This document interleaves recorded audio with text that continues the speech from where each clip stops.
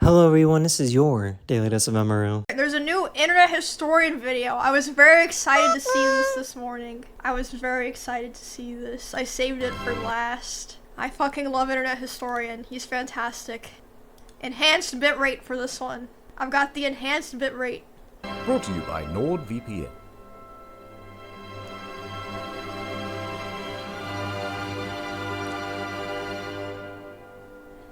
Oh, wait, Tisk, what? tisk, tisk. Look at you. Uncultured. No, I'm not. Unsophisticated. Middle class. No, don't speak. You'll just make me row up. I'd say cover up with this dinner jacket, but I'm afraid that you'd get your head stuck in the sleeve and asphyxiate. Help, I'm stuck. Listen, lowball. Don't you want to be Quality's so good. refined? Don't you want to be fancy, like moi? That's French. I don't expect you to know what it means. But I have some good news. Before this financial year ends, I have decided to make a charitable deduction. It's you, champ! For you see, I... You can have premarital sex. This virus. I have made several Didn't he videos. say wait 48 hours for re-uploaders? I don't even re-upload these. I'm not a re-uploader. I'm just watching on stream. Yep. Please wait 48 hours before re-uploading. Yep. That's not me. Though, which will show you how to bluff your way to the inner circles. Undetected. Yes. By the time the elites find out, Neon Genesis Evangelion is psychological and intense. it will be too late. I get you in, you eat all the hors d'oeuvres, and we get out. That's the plan. And let's begin your instruction with... theater. The YouTube premium of upper society. And the first section? Symphony. God, I miss when ringtones The used to first sound period like of performance, that's called Baroque, from 1600 to 1750. This featured Bach and Vivaldi. Now there was also a guy named Giuseppe Tartini, and he was the best one of them all, because one evening he had a dream, where the devil showed up and presented him with a deal. The devil would become his teacher, and impart on him everything he knew about music. Yes. Oh, shit. Once Tartini had learnt Real everything lore? he could, he handed over his violin and asked the devil to play. The devil played the greatest musical piece that Tartini had ever heard. Tartini Schizo. woke up with a gasp, and he tried to recreate what he had heard in the dream. And what he wrote down was his most famous piece, the best thing he had ever written. And he said, "This is shite compared to the original. This is nothing better than a tribute." And that's where you get the Tenacious D song from. He named this piece The Devil's Trill, and he claimed that the difference between his version and the version in the dream was so great that he would have smashed his violin and quit music forever had he not needed it for his job. Classical, 1750 to 1830. Mozart and Beethoven show up like The da da da real da. OGs. The real Now, OGs. Beethoven was famously known for going deaf. Once that happened, everyone told him that he should just quit music forever. But he just wouldn't hear it. Anyway, there's so much I could say about these two. Romantic era. Now that's when everybody started kissing, and it's my favorite. Great piece. Mwah. Oh, you played wonderfully too. Mwah. We also enjoyed listening. Mwah. Mwah, mwah, mwah, mwah, mwah, mwah. All you need to know about this one is Chopin and Berlioz. Berlioz, however, was not getting any kisses. He was relatably painfully single, living alone in Paris. Incel. The city of love. Sag. So, here's how it started. He's there and he's in his early 20s, and he is looking for a new GF. So one day, he attends a Shakespearean play, and on stage, he spots shit. an actress, and he immediately falls in love with her. He wrote her many notes, confessing his love, but her DMs went unreplied. So he began was one writing of a many. symphony about her. Ah, how can she ignore this? And also around this time he started smoking a lot of opium, but don't worry about that. Anyway, so he wrote this piece just for her. However, his DM still went unreplied. For several months he started to that's get quite cold. disheartened. Until he saw another girl. So he immediately fell in love with her instead, and he said, you know what? I'm going to change that symphony I wrote, so now it's about this other lady, and not about that ugly one that I didn't like anyway. Yeah, facts. This time, happily, Spit she your reciprocated, and they fell in love and were set to marry. Suddenly, what the fuck? Phones haven't been invented yet. Yes, hello, wife. I'm busy. Oh, Rome? To study? Absolutely, I'll catch the first flight out. So, Berlioz went to Rome to study music. However, while he was away, he got some news. Berlioz. I have to tell you something. Sacre bleu. Some other, more handsome musician swooped in and married his girl while he was in Rome, and they What the ran fuck? away together. Berlioz Bro. was furious, and he set his mind to Damn. solving the problem. Poor guy. I know what I'm going to do. What a... I'm gonna murder her What? and her lover and her mom. And her And then I'm mom? gonna do a self-murder. Alright, so this gets pretty elaborate. His Jesus. idea is to dress up as a housemaid. He has bought both Not a poison joke. and 2 guns. Now he is going to sneak into the What? house of his ex-fiancée, and there she and her mother will be sipping tea, which he has already poisoned. Then he will pull off the clothing and reveal himself. Blam, blam, sad overture. So, he heads back home to Paris to do it. But while on his travels there, takes quite a while, he has to change carriages.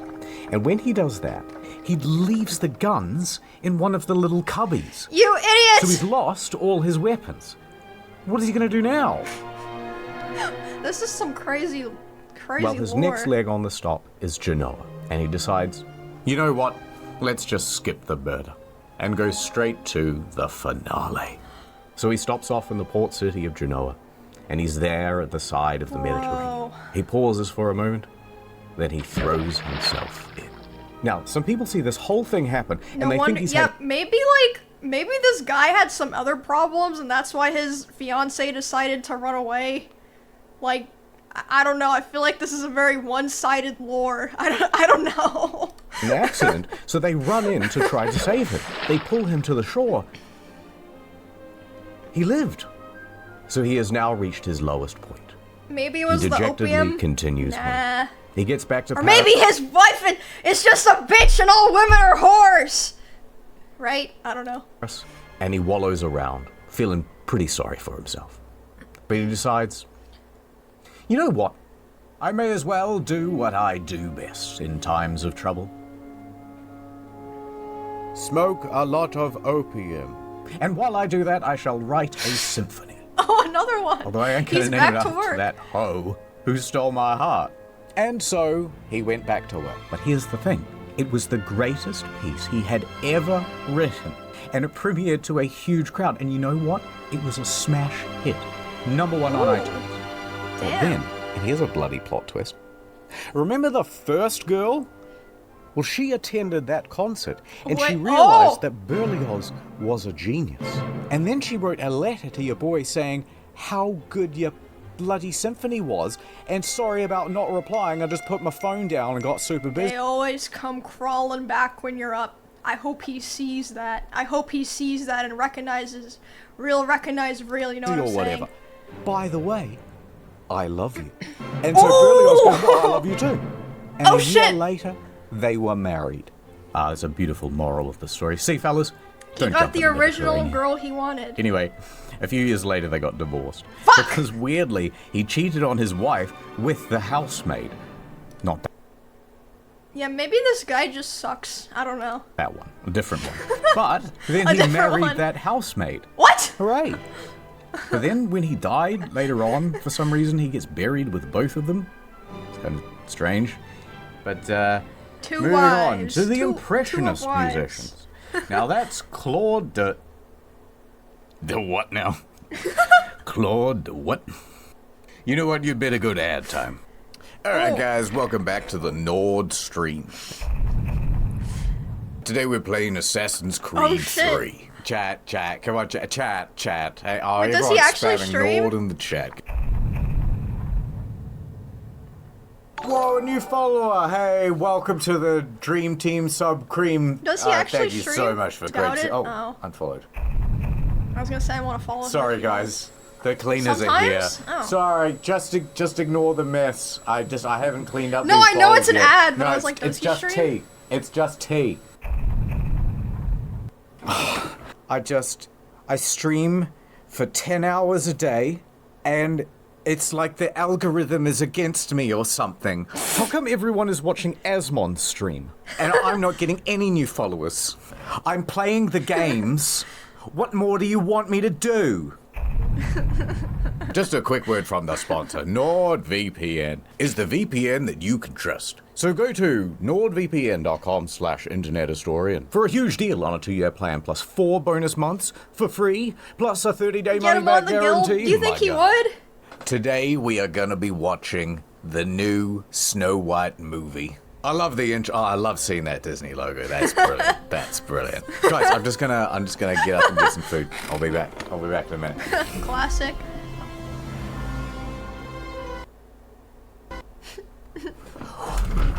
What the f? Who reported my stream?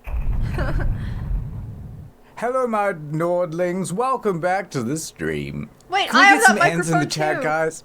No, not like that. Mods! Welcome back to the How are they okay with stream these ads? That's crazy. NordVPN. Today I'm going to be drinking a can of Coke while I say the word Nord. Nord. Hey, thank you for the tier 3 sub. With NordVPN, I can be outside my house, Jack's Film's house, Samito's house, Ordinary Things' house. Just like that. Welcome back to the hot tub stream. What do you guys mean? How many hot dogs can I put in my mouth? What? I'll just... Oh my god, $5,000 donation. Thank you so much. You guys are such good friends. Streaming's not for me. I'd rather go to nordvpn.com/internethistorian to get a huge deal on a 2-year plan, plus 4 months for free. And over. Watching Netflix, are you?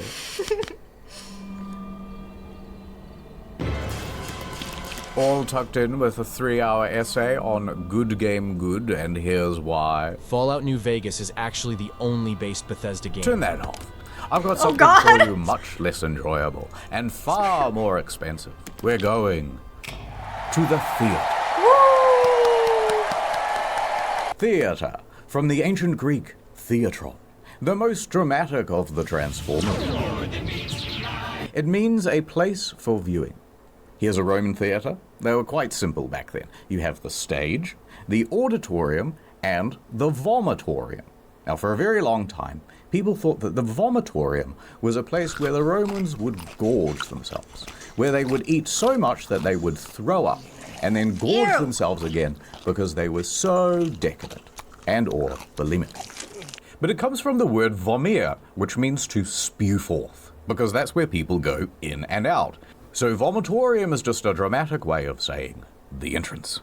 Now, if you skip forward to the 1800s, things are getting a lot more modernized, but they still didn't have electric. So they had what's called the limelight. And that's why they say to be in the limelight, to be the star of the show. What they would do was take a piece of quicklime and heat it up super hot, which will naturally glow very bright. They would then take reflective that's why mirrors it's and called lenses to limelight. focus the beam, and they would use that as an early form of the spotlight. The limelight is not because it's green, but because it's made from quicklime. In the modern day, things are a lot more advanced, and they can do all sorts of cool shit with like lasers going into your eyeballs and all sorts of stuff. But it's not just the tech that's had an upgrade, it's the architecture as well. In Elizabethan times, they had the Yard, and you could get in here for about a penny apiece. And this is where all the poor people stood to watch the shows. It's like when you go to Oppenheimer and you end up with the worst seats in the IMAX theater, right? But thankfully, in modern times, we have fixed that problem. That happened when I We saw kicked the out Mario all the movie. poor people, and we sunk the floor down low and put in an orchestra pit. Now, these things are usually 6 to 12 feet deep, so they're not obstructing the audience's view. But having a giant hole at the end of a stage Oh, is God. quite dangerous. So usually they put a big net there as well. And yet, a lot of people still get pitted. Like a lot of people. In 2011, during a production of The Sound of Music, one of the lead actresses fell into the orchestra pit and was left paralyzed from the waist down. In 2009, a conductor, not a superconductor, just a regular one, fell 14 feet into the dark pit and broke 9 vertebrae and 1 ankle. Mamma mia. Shit. And he fell on his pointy conducting thing. At the Bolshoi Theatre, a violinist died from his injuries after falling into the pit. This theatre is prone I didn't to know all it was sorts of that accidents, common. by the way. It's kind of cursed. But performers and musicians aren't the only ones falling into the pit. In 1988, an 82-year-old man fell from his balcony box seating all the way down into the pit during a performance of Macbeth. He died. Oh shit. Very spooky. Even already dead people are getting pitted. In 2016, a man sprinkled his friend's ashes into the orchestra pit at the Met Theatre. This happened during the intermission, and it was a sort of tribute to a mentor of his. But of course, Why? people went, "What the hell are you doing?" And he goes, "Oh, I don't know." And he Bro, why? flees the scene. What? Everyone's coughing and sneezing up dead guy, and people think, is this anthrax? What is this? So they call in the anti-terrorism police, and the whole show is cancelled for the rest of the evening. Jackass. A quick intermission. Or is it? Ooh, Fiddle-tee-dee, I am the trap master. Not like that. Do not ask me to reveal my secrets, woman. I have dedicated my life to the mysteries of the theater. Ah, the theater. She has so many enigmatic traps. Let us start with the most simple yet devious. The wall trap. The wall trap. It allows the actor to walk directly into the set piece. Ah, where did he go? Nobody knows. Cast your eyes over here to the genie trap. Now the victim stands on this dumbwaiter. The victim? And a counterweight launches their hapless body up onto the stage. Oh, that was Psy. In the olden days, this circle of flaps would sometimes go on top, and then that would make the whole thing just one way. Now, back when they made this thing, they didn't have hydraulics. So instead, they'd have like 6 stagehands pulling as fast as they could. And sometimes it would go totally wonky, Did this or injure it wouldn't people as open well? properly, or they'd only get about halfway through. Oh! Oh, well, I guess that's it. There's only 2. Wrong! This is the vampire trap. And if I want to come back up again, this is called the sunroof trap. Very cool. Watch out for the closing doors on this one. It managed to trap Spider-Man's foot back into production in 2013. Me and the Green Goblin, we collabed on this one. Alright, there's one more. The ghost glide. What you do is stand on this slidey bit, and it ascends diagonally. these look which so makes fucking it look like dangerous. he's coming out of the ground. But the ladies are there yawning, they're going, ooh, short ghost. But then, 5 foot, 5 foot 1, 5 foot 2. All the ladies are turning their heads now. 5 foot 3, 5 foot 4, 5 foot 5. All the ladies are loving it. Now, I bet you're wondering, what happens to the actors when they go down these traps? Are they dead and gone forever? Yes. Yes, sometimes. In 1888, Frederick Federici was playing the role of Mephistopheles in Faust at the Princess Theatre in Melbourne.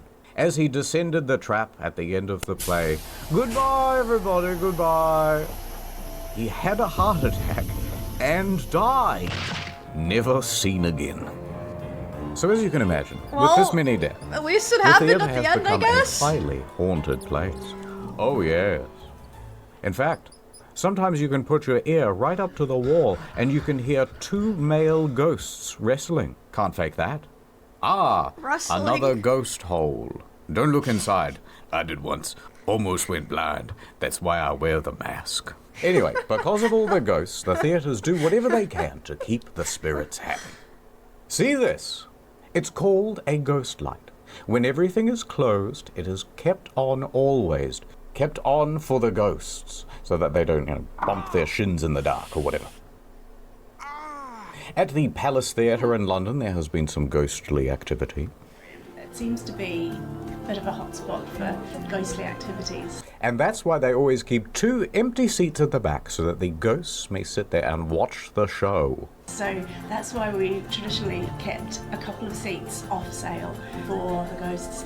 However, Harry Potter is so popular that we sell those seats now. Oh. Also, most theatres close for 1 day per week, and on those days, the ghosts are left to perform for each other in their own shows. Which they like, we think. I was worried about my own vagina. It Oh, needed a finally, context, the vagina a monologues. culture of other vaginas. What? You know, I wasn't always part of the elite. In fact, from a very young age, I grew up in an orphanage.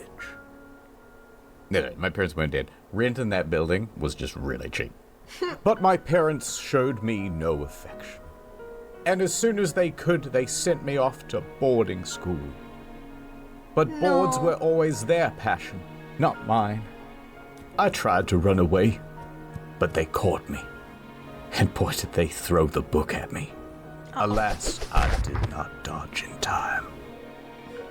I spent the next few years in a coma. A Native American town, Pueblo, a coma. And the people there taught me how to read American.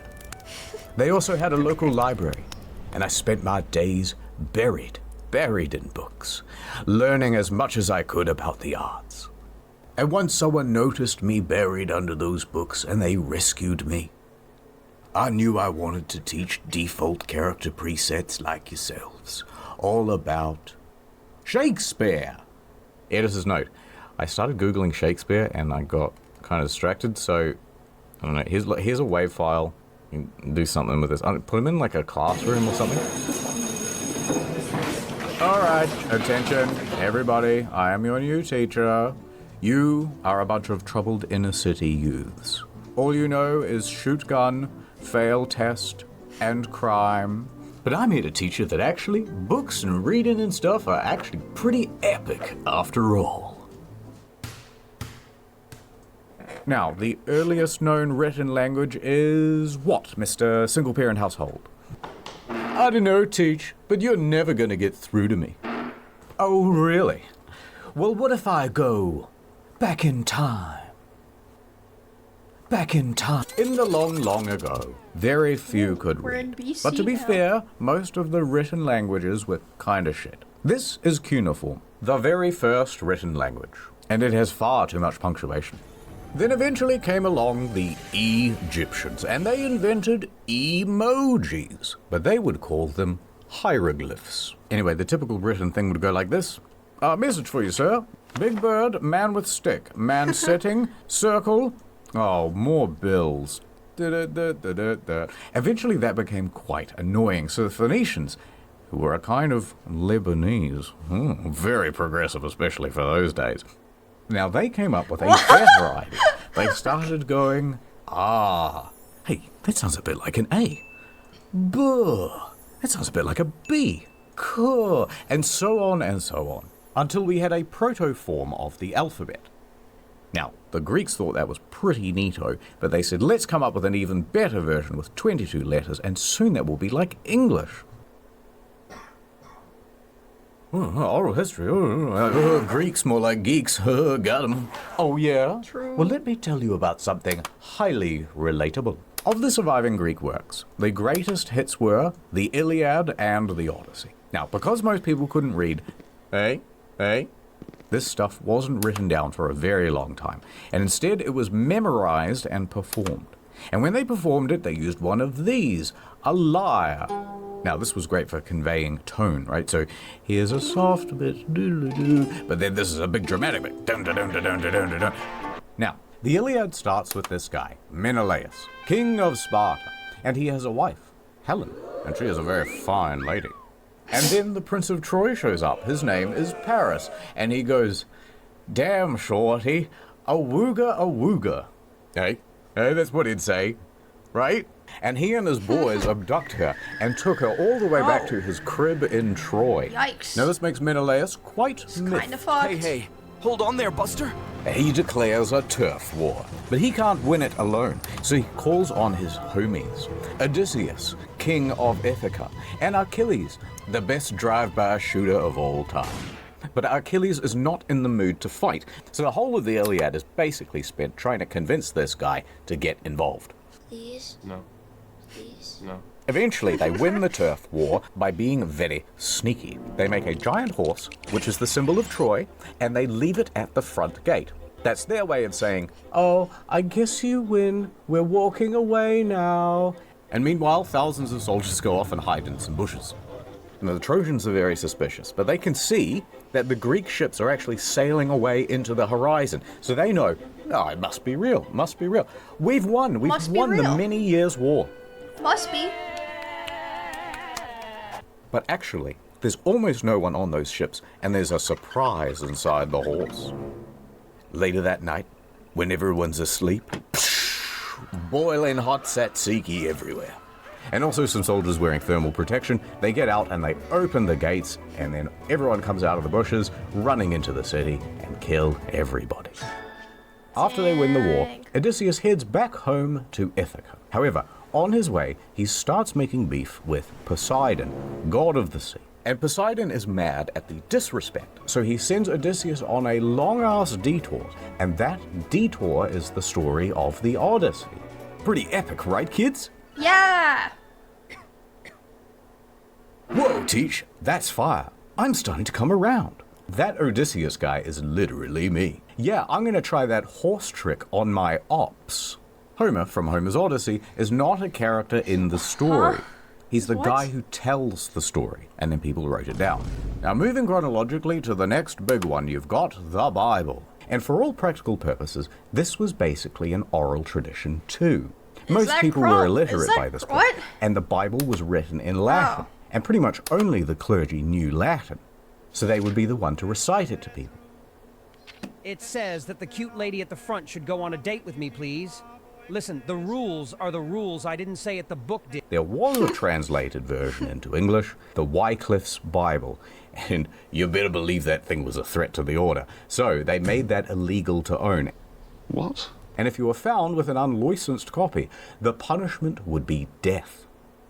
So it remained. The Bible was read to the people. Now, by the 1300s came Chaucer, who wrote the Canterbury Tales, and that was a pretty big deal.